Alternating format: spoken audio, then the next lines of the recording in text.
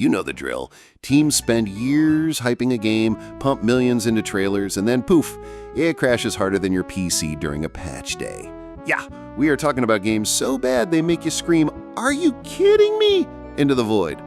I'm Dustin from GameSceneWow, and today we are ranking the top 15 biggest gaming disasters, starting off with 4 spectacular bombs. Cue the fire extinguisher.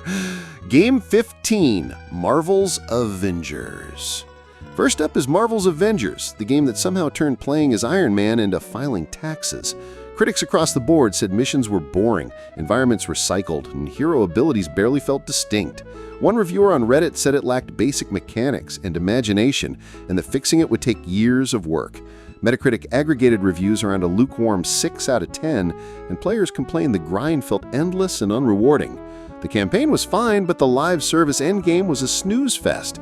Matchmaking died, microtransactions bored everyone, and despite strong launch sales, the player count crashed to nothing by 2023.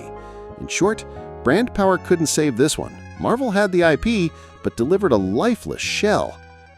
Game 14, Anthem. Oh boy, Anthem. BioWare's Iron Man looter that promised everything and delivered absolute boredom.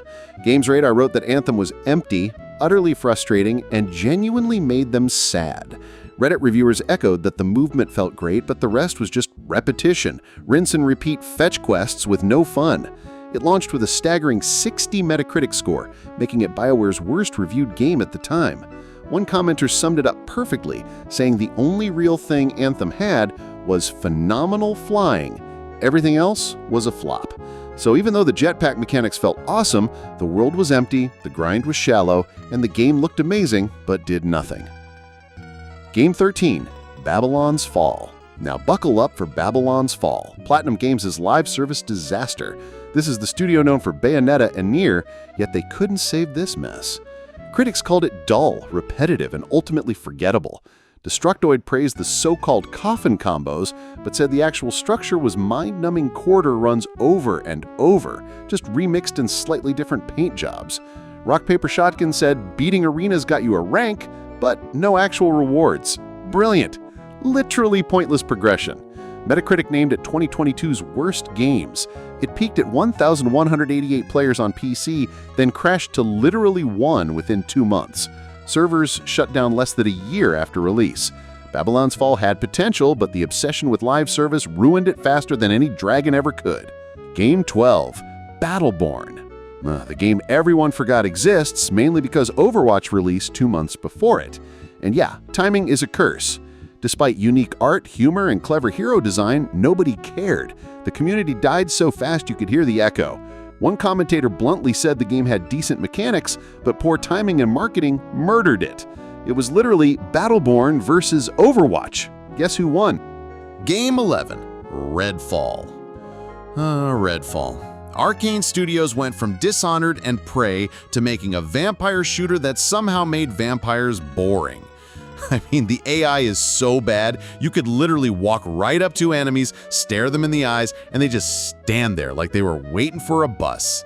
Players called it empty, buggy, and unfinished. And I mean unfinished in the sense of, did someone forget to add the actual game? The world felt like a giant film set with no extras. The loot was uninspired, and multiplayer had more lag than my old DSL connection. One reviewer said, "It's like Left 4 Dead if no one showed up to the party." Redfall was supposed to be Arcane's big co-op leap. Instead, it's a reminder that even great studios can trip over their own shoelaces. Game 10, LawBreakers. LawBreakers, the game that tried to revive arena shooters and instead tripped into the abyss. Cliff Bleszinski hyped this one up as next-level vertical combat with low-gravity gunfights, and it actually had some fun mechanics.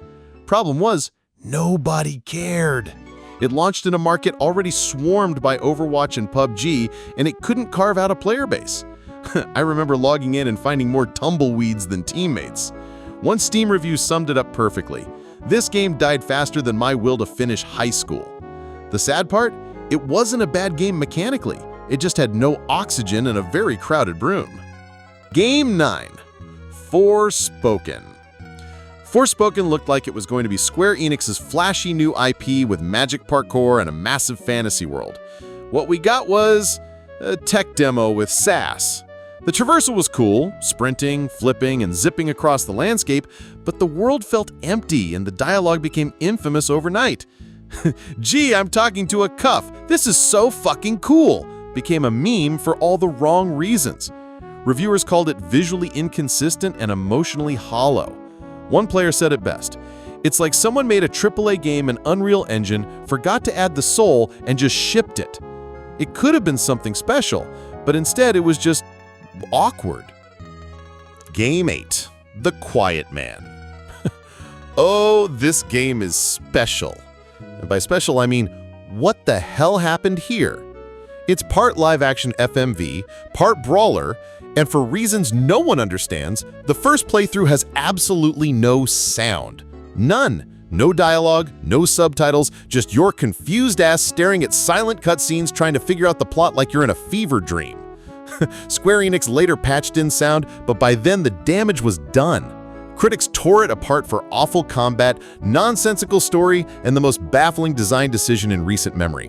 One reviewer said, "I don't know if I played a game or hallucinated after eating bad sushi."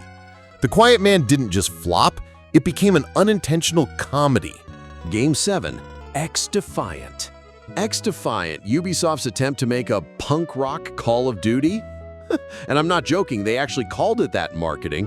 It's like they took Tom Clancy's military shooter DNA, injected it with a gallon of energy drink, and said, boom, we're cool now. The gameplay is fast and twitchy, with factions from other Ubisoft games, The Division, Splinter Cell, Watch Dogs, all running around shooting each other like it's Comic-Con with live ammo. Sounds fun, right?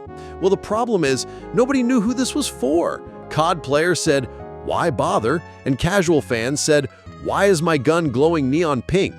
Early reviews pointed out inconsistent hit registration, weird movement tech, and balance issues that made some factions busted, while others felt like shooting Nerf darts. One beta tester literally wrote, "It's like playing COD if COD was on sale at a gas station." XDefiant could still recover when it finally releases fully, but so far, the hype is hanging by a thread. Game 6, Steel Battalion Heavy Armor.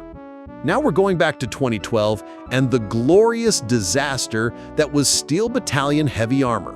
This was a mech simulator that required Kinect motion controls. Yes, Kinect. You know, that thing that could barely track you in Dance Central, now being asked to operate a giant war machine? What could possibly go wrong? Everything! Absolutely everything. The idea was cool. You're in a post-apocalyptic future, piloting a vertical tank, managing crew members, pulling levers, and firing massive cannons. The execution? Well, the Kinect couldn't register half your movements. So instead of cool mech action, you'd spend most of the time waving your arms like an idiot while your tank explodes around you. Reviewers roasted it. Igni called it frustration in physical form. One player said, I punched the air to reload and instead ejected myself out of the cockpit. It's infamous for turning one of gaming's most niche but beloved franchises into an unplayable meme. Game 4, Aliens Colonial Marines. Oh yes, Aliens Colonial Marines. This one still haunts gamers. On paper, it was the dream, a direct sequel to James Cameron's Aliens, complete with pulse rifles, motion trackers, and xenomorphs lurking in the shadows. In reality, it was a cheap haunted house with broken robots and alien costumes. The infamous part, that draw-dropping E3 demo that showed moody lighting, smart AI, and tense encounters, none of which made it into the final game. What we got was downgraded graphics, laughable animations, and xenomorphs that ran into walls. Why?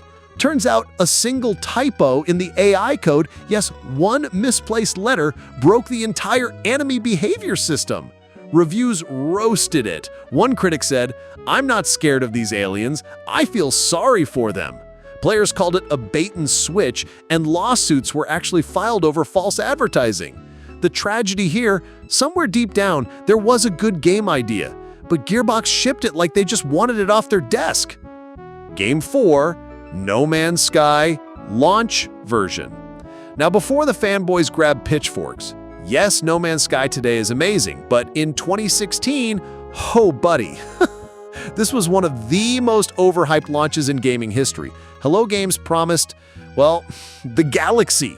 Seamless space travel, multiplayer exploration, endless planets, alien wildlife, massive battles, and what we got was a lonely rock-collecting simulator with no real interaction and planets that all look like they were generated by the same drunk algorithm. People booted it up expecting Star Wars and instead got space Minecraft with fewer features. Angry players started refunding en masse, Metacritic tanked, and Sean Murray basically had to go into hiding for a year. One Steam review read, "This game is like opening a Kinder Surprise and finding a raisin inside." The crazy part is, they actually turned it around. Years of free updates made it one of the best space exploration games out there. But man, that launch, that was gaming's biggest reality check. Game 3, Fallout 76. Fallout 76, the multiplayer Fallout that nobody asked for and somehow got worse than anyone imagined. Bethesda pitched it as a vast, always-online West Virginia where you and your friends could build settlements, hunt monsters, and nuke each other for fun. What we got was an empty wasteland, with no NPCs, broken quests, and more bugs than a Motel 6. The launch was a technical disaster. Players were falling through the map, getting locked in infinite loading screens, and watching enemies T-pose in the distance like post-apocalyptic ballerinas. One review simply said, "This game has radiation poisoning, and so do I." The real kicker? They tried to sell a $100 a year subscription for private worlds which weren't even private. Fallout 76 has improved since then, but that launch will forever be a warning. Sometimes single-player games should just stay single-player. Game 2, eFootball 2022. Konami decided to rebrand PES into eFootball and make it free to play. Sounds fine, right? Then you load it up and discover the players look like wax sculptures melting under a heat lamp. The animations were so broken, players were running like robots with back problems, clipping through the pitch, and making nightmare faces mid-match. Gameplay felt floaty, AI goalkeepers acted like they were allergic to the ball, and content was paper-thin. Critics called it one of the worst sports game launches in history. Steam reviews went overwhelmingly negative faster than Ronaldo can fake an injury. Konami promised fixes, but by then the internet had already memed it into oblivion. eFootball 2022 wasn't just a flop, it was a free-to-play self-own. Game 1, The Day Before. Oh man, this one is the chef's kiss of disasters. The Day Before was marketed as the next big open-world zombie survival MMO, with gorgeous trailers, incredible visuals, and promises of being the most wish-listed game on Steam. And then release day came. People quickly realized it was nothing like the trailers. Entire features were missing. The gameplay was clunky, repetitive, and clearly cobbled together from cheap asset packs. And worst of all, it wasn't even an MMO, just a bad, barely functional extraction shooter. Within days, it was revealed the whole thing was basically a scam. The studio shut down, the game was pulled from sale, and players who bought it were left with the gaming equivalent of an expired can of beans. One reviewer summed it up, "I'd rather play Pong with a toaster." And that, folks, is the Hall of Shame. 15 games that flopped so hard they could power a small city with the energy of their crashes. I'm Dustin, this is GameSceneWow, and if you somehow own more than half of these, I'm sorry for your loss. Drop a comment with the biggest gaming disappointment you've ever bought, and maybe, just maybe, I'll roast it in the next video. Now, if you'll excuse me, I'm going to uninstall half my Steam library before it ends up on a list like this. Catch you next time.